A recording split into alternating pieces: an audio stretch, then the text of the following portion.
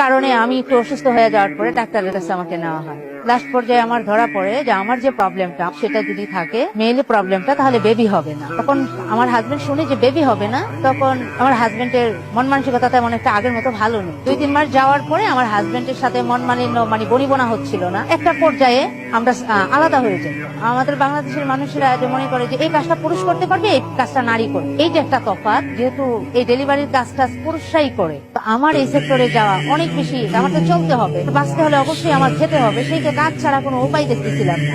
আমি যেই জায়গায় থাকি ওই জায়গায় এক প্রতিবেশী পরিচিত এক ভাইয়া বললো, আপনি যেহেতু কাজ খুঁজতেছেন, কোথাও হচ্ছে না, তাহলে আপনি ট্রাই করতে পারেন একটা ডেলিভারি কোম্পানিতে, ওখানে মেয়েদেরকে নেওয়া হয়। তো আমি যতটুকু টাইম কাজ করতে পারি এরই মধ্যে আমার বাসা ভাড়া, খাওয়া দাওয়া, আমার বাবাকে কিছু দেয়া, সব মিলে আমার হয়ে যায়। যদি নিজের মধ্যে কনফিডেন্স থাকে যে আমি করতে পারবো, তাহলেই সম্ভব। এটা তো আর চুরি না, এটা কাজ। সমস্ত কাজই হচ্ছে সমান।